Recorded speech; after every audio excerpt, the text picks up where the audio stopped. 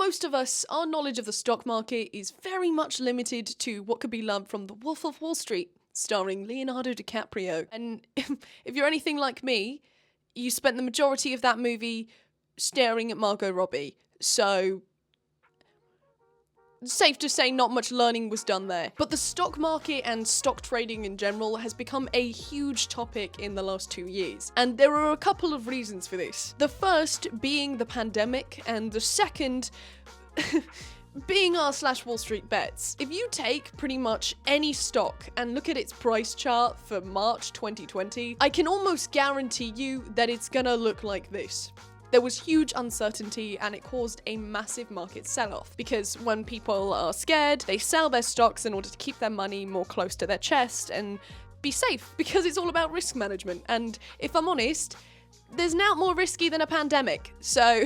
But this plummet in prices didn't last long, and the reason for that is because most people realized that these huge companies like Amazon, Apple, or Disney were at prices they hadn't been at for years, which is huge. Imagine being able to invest in a company at a price it was at years ago, knowing that it's way more successful now. So a lot of people, mainly hedge fund managers, started to buy loads of these stocks. This is why now, when you look at the price charts of most stocks, but mainly tech stocks, after March 2020, they have massively exceeded their pre-March 2020 price. It's kind of scary, but I don't know, that's the stock market, I guess. And the second reason I mentioned is r/Wall Street bets. Now, I'm not going to go too much into the whole GameStop phenomenon, because truthfully, there are so many articles out there that could explain it much better than I could. But essentially what happened is the GameStop stock got turned into a meme, and the meme was that people were just going to keep buying it to try and artificially increase the price. Hedge fund managers began to short the stock, knowing that it was a temporary meme. And shorting a stock is essentially, instead of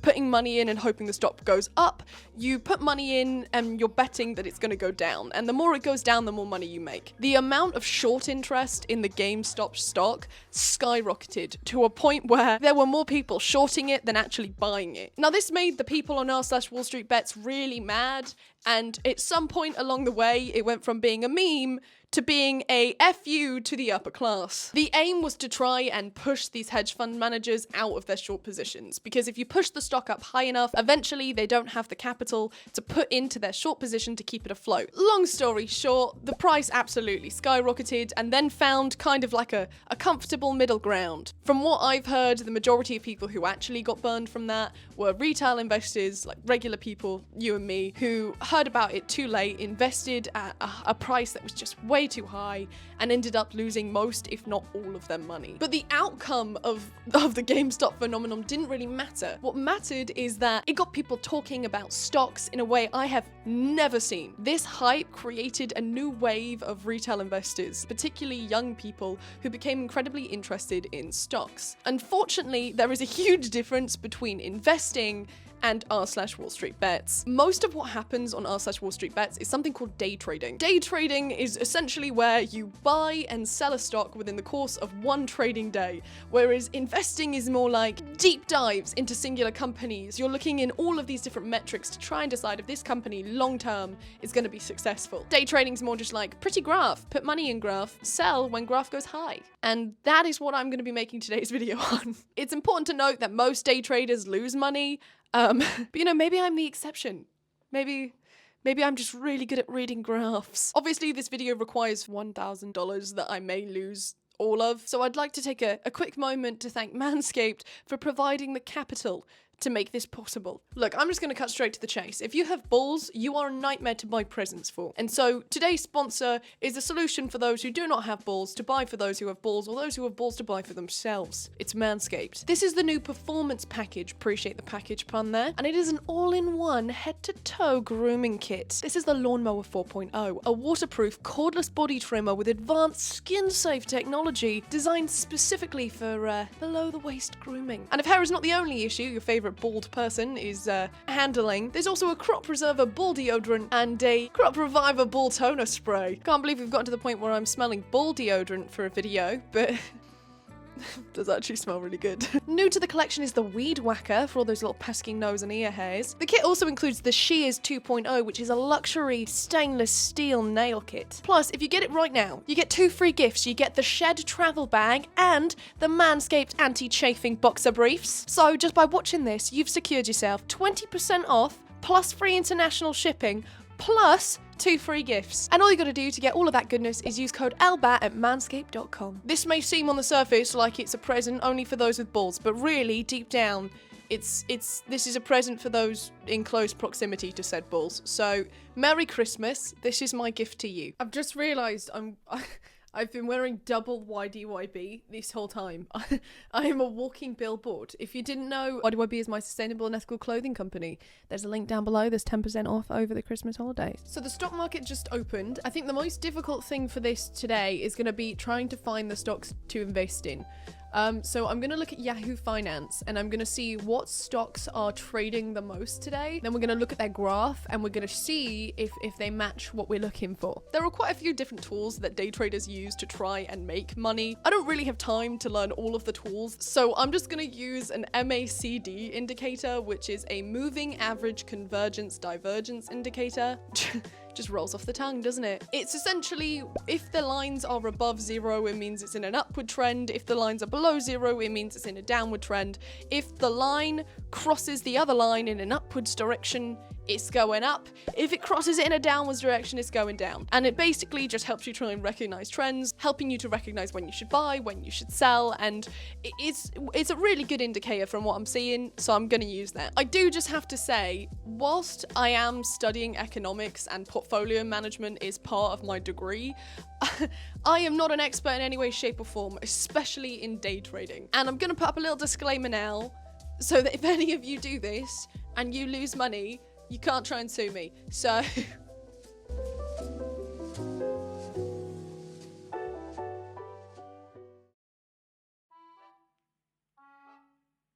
we've got here CCL, which is Carnival Corporation. This is our MACD, or I don't know if you call it MACD, like McDonald's. So looking at this stock here, we can see that it's up today and it's not above 0. Lines have crossed in an upwards direction. So we could try this one. This could be an interesting bet, but it is already up 7% today. So I reckon we give it a go. So I'm going to go into my stock trading app. I reckon we average it about £50 per stock. I think that's a good bet. So we're going to buy this. £50 worth of that. Right, done, dusted. One stock down, thanks to our MACD. Excellent, beautiful news. Now let's look at the rest of the market. Okay, we've got Micron Technology. It's above 0, which means that it is trending. However, if you look here, there is a cross, and it looks like that cross is going in a downward direction. Although there is a significant upturn here to look like it's going to cross on an upward trend. I say we pull the trigger on this one too. Okay, so I've just noticed that we've may have made a bit of a crucial error here. I've just bought the CCL on the London Stock Exchange and not the New York Stock Exchange. The London Stock Exchange is going to close in a very short period of time. Good news though. On the UK Stock Exchange, we are up 11 pence. That is not bad. We're up 11 pence, everyone. That we're doing bits. Look at us go. I have no idea what this company does. Okay, Micron Technology. What do they actually do? Can we find... Oh yeah, wait, we don't care. We don't care. We're gonna buy £54 of this one, which is 0.8 of the share. It's not even a whole share. Bought. Nice. Good job, everyone. We're spending money recklessly. I like it. I've just realized why a lot of people day trade. And it's because I'm very excited right now. It's also why a lot of people lose money doing it. Because it's so almost addictive in how fun it is that even if you make a profit, you can't walk away. Because there's always more profit to be made. Right, I'm going to sell out of this UK one, I think. Just because I'm concerned that we're going to end up holding the bag on this when the market closes. Yes, we made a 2 pence profit on that, which is great news. Good job, everyone. Fantastic work. I'm basically Gordon Gekko. I'm soaring.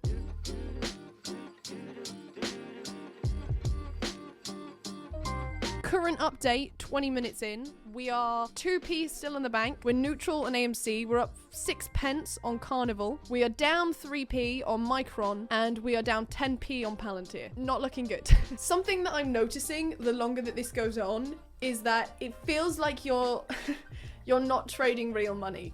This feels like a game. It doesn't feel real. And of course it is real. This is real money. I'm trading my rent. But because of the nature of how exciting and fast-paced this is, I don't feel like I am. And that's one of the dangers with this. It's fun. There is actually something called paper trading, which is where you can trade stocks on the stock market and treat it like a game, but using fake money. I didn't want to do it for this video because I felt like it would be more fun if there was things at stake. I feel like people would actually want to know if I made or lost money, and doing it through a fake account, I feel like it's a bit of a cop-out for me. But if you do want to try this for yourself without risking a single penny, paper trading is a good option. Right, let's look for some more stocks. So AAL, American Airlines. Oh, that's a good one. Yes, buy that one. AAL, we're gonna buy that one and we're gonna buy it heavy. I'm actually gonna put in 70. I've got good feelings, I've got good vibes. So this is the first time we're seeing this today. This is about to cross, and it's below 0, which means that if it does cross, it's an incredibly strong indicator of an upward trend. It's almost like we are a bit too early to the party, but there happens to be a free bar, which we got first service of. So I'm saying I think we should go for it. I'm gonna put in £33 in Sophie, because we're a little bit... I've got to stop calling it Sophie because it sounds like it's an actual human when I do that. Not putting £33 into Sophie. I'm sure she's a lovely gal, but not for today. The difficult thing here is deciding when to sell, because I'm not 100% sure when would be best to sell the stocks that we're currently holding. Like, do we hold them all day or do we trade them in the middle of the day? Has anyone done this before? I'm an amateur. Norwegian cruise. We love a cruise. Maybe we should sell American Airlines. He's having a wobble. It's down 1%. And 1% feels like a lot. How long should you hold a stock day trading? How long should you hold a stock to avoid day trading?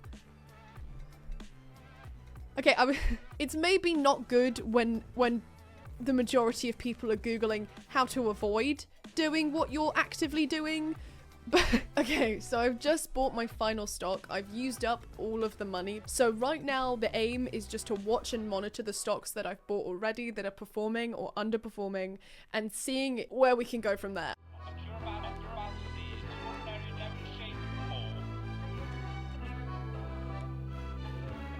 Okay, so I think what I'm going to do is sell American Airlines because our loss is almost at £1, a whole pound. It's 1.36% down, and I think it's because even though the indicator is high, I think we bought at the peak of the day, so it might be that people now are just taking their profits and going. I've been holding these stocks for under an hour, and I'm already like, maybe I should sell them. Maybe I should get rid of them. I'm not gonna lie, the pressure feels very high right now. I'm not made for this anxiety-filled environment.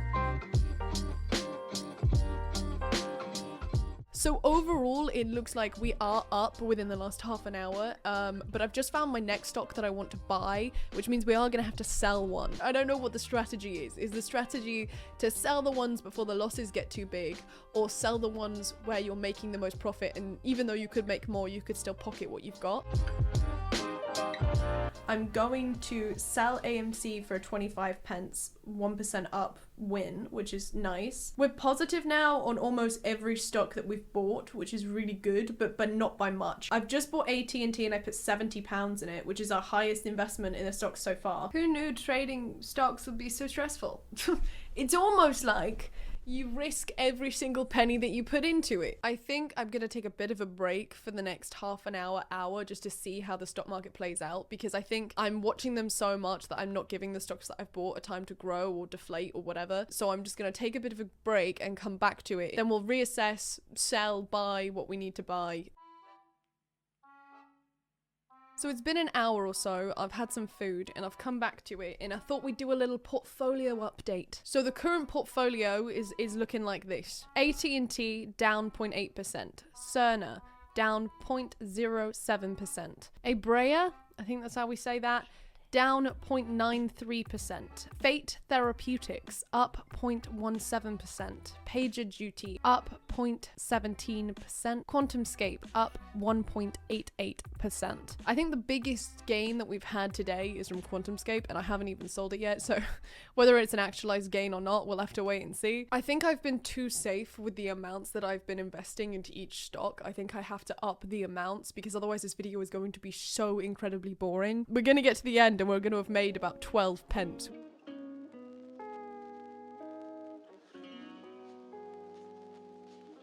Okay, so I've essentially just reallocated a bunch of money, sold some for profit, sold some for loss, and then rebought new stocks. And the overall portfolio is up a ginormous 11 pence, which if we work that out as an hourly wage, works out to about 2 pence an hour, which, you know, admittedly a little bit below what one would hope their hourly wage to be. So has this been profitable thus far 4 hours in? No. But has it been fun? Also no. I am living in constant anxiety. You know, this is nowhere near as fun as Leonardo DiCaprio made out. Where's my Margot Robbie? Right, so I've been trading stocks pretty much constantly for the last 7 hours. I've just sold all of the stocks, and would you like to know where the overall portfolio finished at for the day? Would ya? I'm actually gonna let you guess. Just pause the video here, go to the comments, give a little guess as to where we think the $1,000 ended up. After 7 hours of trading stocks, of anxiety, of obsessively watching graphs go up and down, I finished the trading day with $1,000.44. I made 44 cents. I'm so glad that all my hard work paid off. Yeah, I made 33 pence, which is 44 cents, and it took me 7 hours. Do I regret my choices? Yes. But am I glad I didn't lose money? Also yes. Did I think this video would be more exciting than this? Triple yes. And am I sorry you've wasted your time?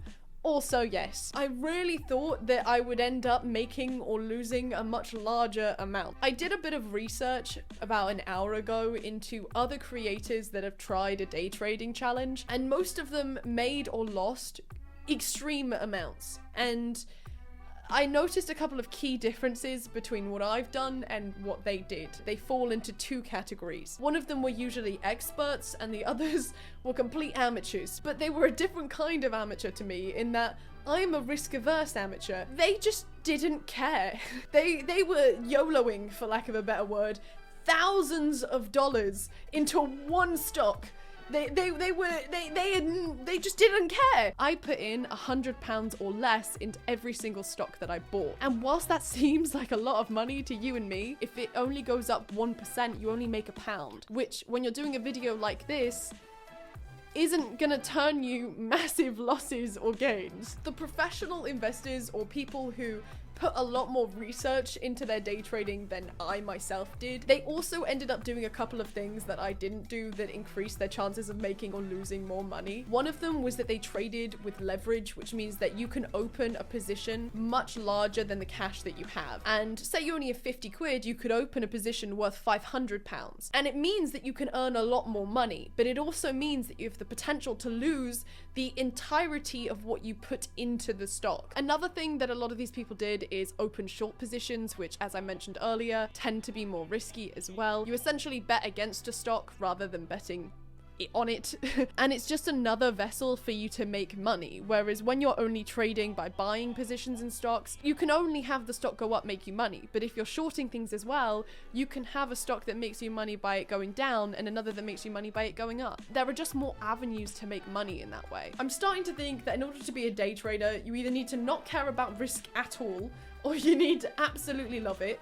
or you need to have insane amounts of money to just invest, because then your losses or gains are huge and they make a big difference, like over an hour. Of course, there is the option that neither of those things are correct. Maybe my issue is not that I'm risk averse, it's not that I didn't have $100,000 to put into this.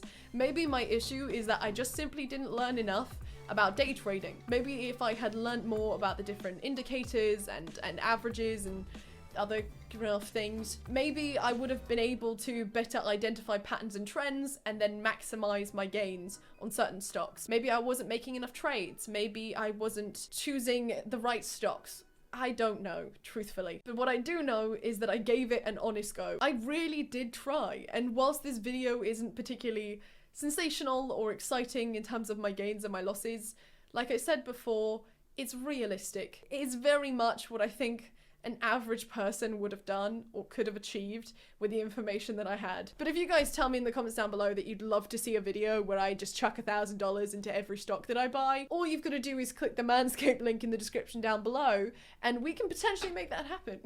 If you liked today's video, feel free to give it a little thumbs up. If you didn't like it, give it a thumbs down. It's a free world. You do you, boo. Look after yourselves, look after others. Remember to hydrate. Remember that this is not financial advice. And as always, give my kisses to your mother. Bye.